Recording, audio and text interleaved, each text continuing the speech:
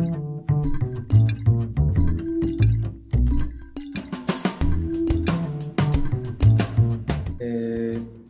gente vai apresentar um caso clínico do grupo de coluna. Sou Manuel, R4. Identificação: 32 anos, empresário, com queixa de dor intensa em coluna lombar, fraqueza e parestesia em perna direita há 2 horas. História atual: vítima de acidente de ônibus versus caminhão, arremessado para fora do veículo sem cinto de segurança, atendido pelo SAMU e encaminhado para um hospital de referência de alta complexidade com 1 hora pós-trauma. O paciente refere dor aguda e intensa em coluna lombar, com sensação de choque em membros inferiores e perda motora inespecífica em pernas direita e esquerda, com recuperação gradual da força motora, mas ainda mantendo a fraqueza e parestesia leve à direita.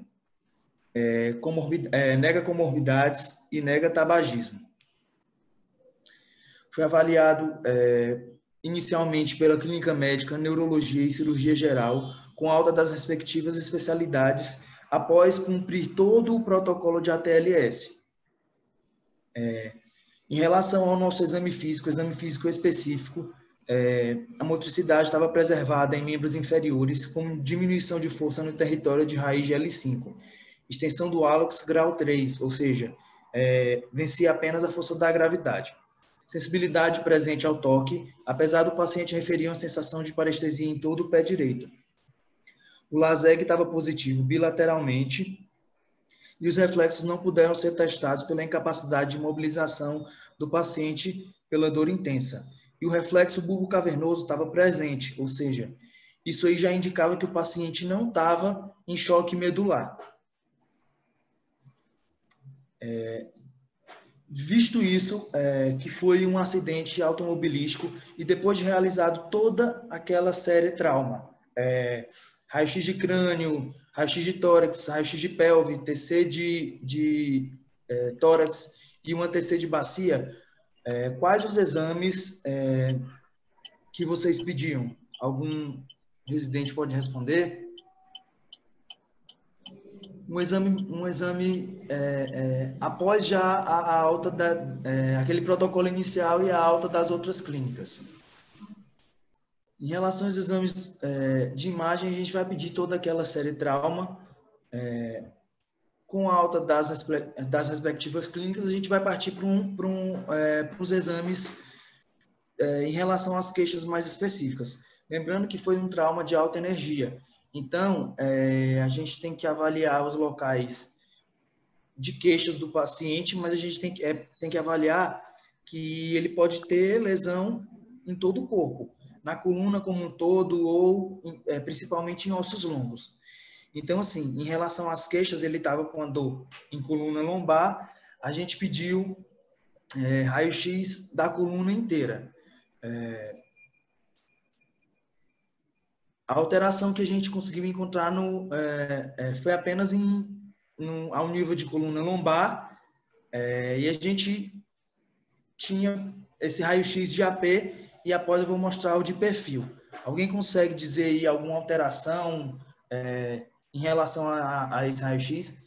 A imagem está bem ruim, mas a gente pode ver aqui algumas poucas coisas.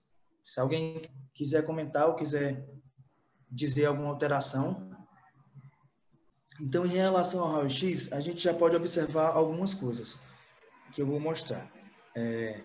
Vai ter um pequeno desvio do eixo sagital nos segmentos lombares. Até então, pode ser uma coisa fisiológica, meio que uma escoliose fisiológica, e uma pequena translação lateral entre os processos espinhosos de L4 e L5. Como a gente está podendo ver aqui, eles não estão tão bem alinhados como os processos aqui espinhosos das vértebras superiores.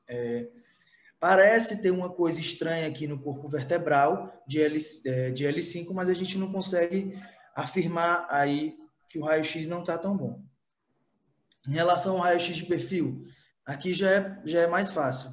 Alguém quer comentar? Aqui os achados já são mais...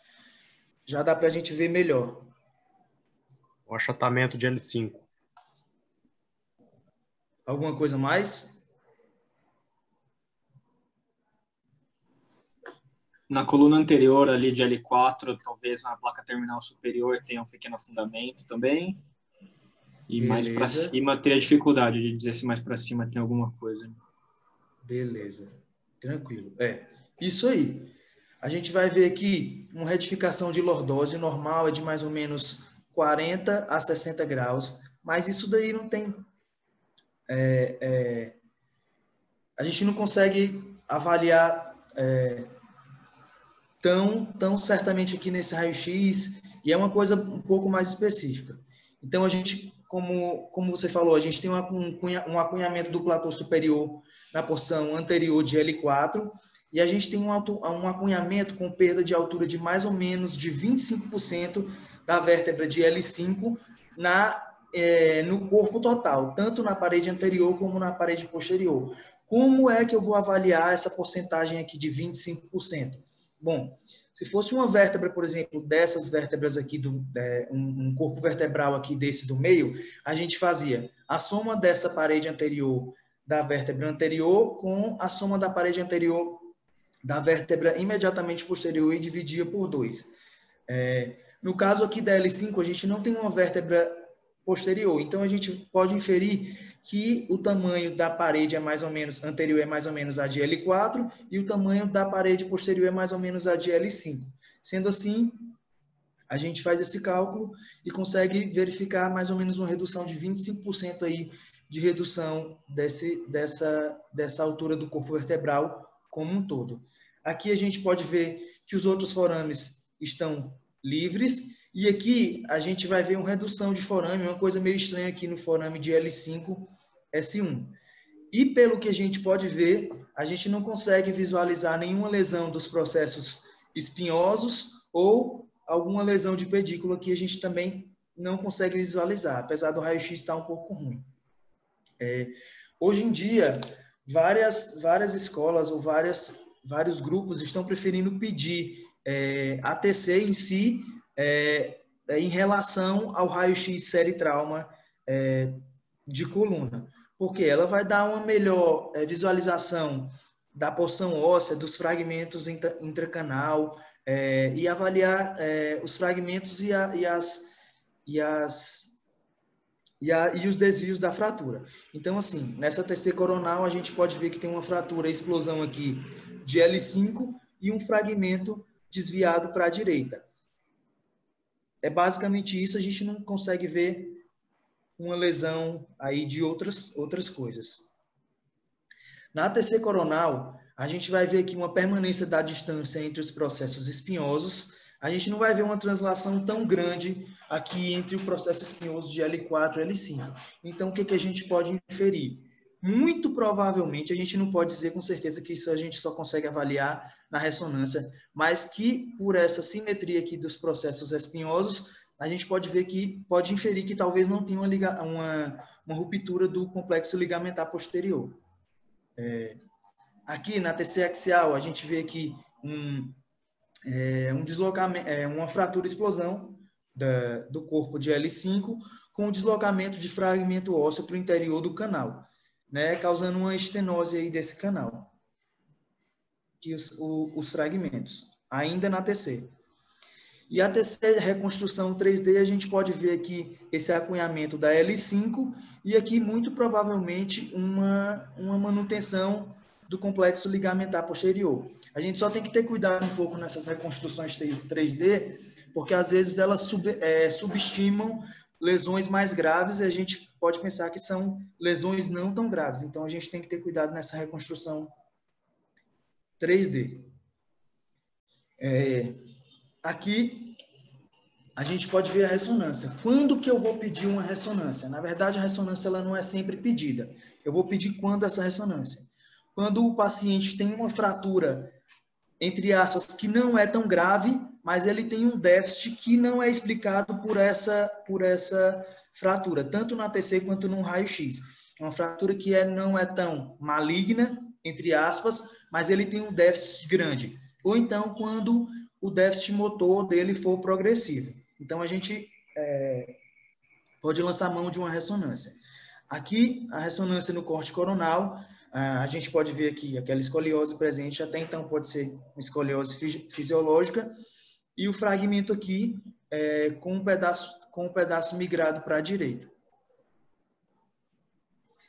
Aqui ainda mostrando a integridade do complexo ligamentar posterior, evidenciando que não tem uma lesão do complexo ligamentar posterior. Já na ressonância sagital, a gente pode ver aqui, a nível de L5, no corpo vertebral de L5, essa fratura explosão, acometendo tanto o platô superior quanto o platô inferior, achatando aí essa vértebra e causando aqui uma compressão das estruturas nervosas, né? A gente vê aqui, ó, vem, e aqui tem como se fosse uma interrupção do sinal. Classificação AO. Vou falar mais na frente, uma fratura A4, uma fratura explosão completa do platô superior e inferior. Então, em relação à classificação AO, ela vai se dividir em A, B e C. A fratura tipo A é uma fratura de compressão. Ela pode ser uma compressão tanto do a tipo A1, ela pode ser tanto uma compressão do platô inferior como uma compressão do platô superior, e ela não vai atingir o muro posterior da vértebra, ou seja, ela vai aparecer no exame de imagem mais ou menos assim, o muro posterior intacto e uma compressão leve aqui dos platôs. A fratura tipo A2, ela vai ser já a compressão do platô tanto superior quanto inferior, causando um split, uma separação aqui do corpo vertebral, mas ainda assim com o muro posterior intacto.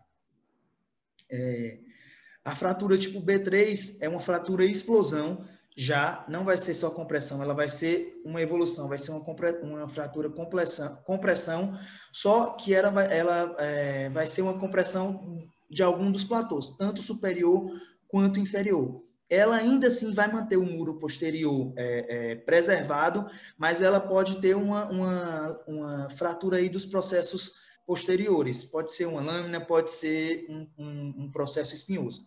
E a fratura tipo 4, que foi a nossa fratura, é uma fratura explosão de todo o corpo vertebral com fratura também da parte do muro posterior, que foi a nossa fratura. As fraturas tipo B são fraturas da banda de tensão ou fratura por flexo de extração. A tipo B1, na classificação nova, é a fratura de chance ósseo, né? É uma fratura que ela vai aqui, ela é por flexo de extração. Geralmente são fraturas associadas ao cinto de segurança, no qual o passageiro faz uma flexão abrupta, né? Vai ser uma fratura predominantemente óssea, e se essa fratura não tiver um desvio tão grande, uma cifotização de mais ou menos 25 a 30 graus, ela pode ser tratada de modo conservador. Só um adendo que, como essa fratura é por flexo de extração, eu não vou poder fazer uma manobra de redução dessa fratura fazendo distração, porque a gente pode piorar essa fratura. A fratura B2 é assim, para ficar mais fácil da gente memorizar, até para a prova, qualquer fratura do tipo A, uma fratura daquela de compressão no corpo vertebral, pegando aqui os elementos, mais uma fratura associada de elementos posteriores. É uma fratura por flexo-compressão. Ou seja, essas fraturas, a gente pode fazer um fulcro, na redução dela, a gente pode fazer um fulcro com uma distensão, porque o ligamento longitudinal anterior ele vai estar íntegro, então o ligamento taxia vai funcionar e a gente vai conseguir fazer uma redução dessa fratura. E a tipo B3 são fraturas por hiperextensão, mecanismos de hiperextensão. Ela pode pegar desde só o disco, como seguir para o disco e para o osso. São fraturas também que não vão poder se beneficiar de uma redução aí por distração, porque vai piorar a fratura. O complexo ligamentar anterior vai estar lesionado e provavelmente o posterior também. E as fraturas do tipo C são fraturas luxação ou desvio. É translação em qualquer eixo de rotação. Aqui são fraturas consideradas fraturas bem graves. Aí a classificação, outra classificação que a gente pode lançar mão é a classificação de Vaccaro. A classificação de Vaccaro, ela vai dar para a gente um prognóstico aí da lesão e vai direcionar o tratamento. Então, em que se baseia aí a classificação de Vaccaro? Ela vai se basear na morfologia da lesão, na integridade do complexo ligamentar posterior e no déficit neurológico. Ela vai ter uma escala aqui de pontuação. E, por exemplo, em relação à nossa fratura, em relação à morfologia, ela é uma fratura-explosão. A explosão, ela vai entrar aqui como compressão mais o estalido, então ela vai somar 2 pontos. O estado neurológico do paciente. Só para lembrar que aqui nessa classificação, ela tem uma pegadinha.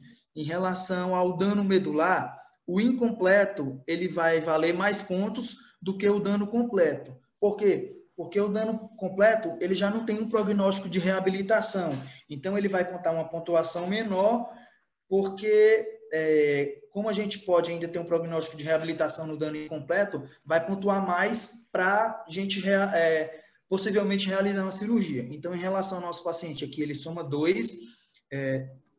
No estado neurológico, ele soma 2. Abaixo de L1, a gente soma como lesão radicular. Então, o nosso dá 4 pontos, e aqui com relação ao complexo ligamentar posterior, ele dá 0.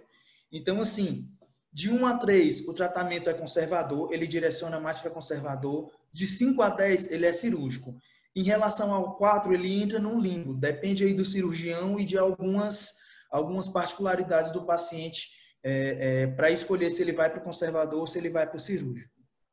Então, em relação ao nosso paciente, ele ficou no 4, mas pela idade, pelo déficit neurológico, ele é um paciente ativo, é um paciente que fazia aí, atividades esportivas, um paciente de 32 anos, a gente optou pelo tratamento cirúrgico.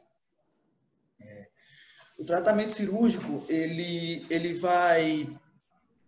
foi evidenciado que ele tem que ser o mais breve possível, até mais ou menos às 72 horas, e fala-se na literatura que a descompressão ampla com a estabilização, ele pode reverter os danos causados aí por uma compressão do trauma e vai favorecer uma maior reabilitação neuronal. Então, o que foi feito pela equipe? Foi realizada uma descompressão ampla de L5, que é onde estava bem comprimido, bem estenosado, e uma descompressão parcial do nível superior e do nível inferior, de L4 e S1. Foi feita estabilização posterior aqui com as barras e os parafusos pediculares, e foi utilizado também na cirurgia o uso de crosslink, que é esse conector aqui das 2 barras, porque isso aumenta a estabilidade do sistema. Como teve perda grande de substância, foi utilizada enxerto autólogo. E aqui, numa outra incidência, a gente pode ver que a barra foi moldada, recuperando aí a lordose. Vocês lembram que a gente viu uma diminuição da lordose que tinha mais ou menos uns 22 graus, e a gente reconstituiu essa lordose aí, que o fisiológico da lordose lombar é entre 40 e 60 graus, reconstruindo assim o balanço sagital, e foi feita a distração em barra para uma ligamento-taxia, para a gente conseguir recuperar aqui um pouco, ou o máximo possível que der, dessa altura por ligamento-taxia e altura segmentar. Bom, em relação à evolução, o paciente apresentou recuperação quase total na força motora em 24 horas, o que é um bom prognóstico, e foi decidido por não complementar a cirurgia por via anterior. Hoje, com alguns meses de lesão, o paciente apresenta reabilitação total, tanto sensitiva quanto motora. É isso, obrigado, pessoal.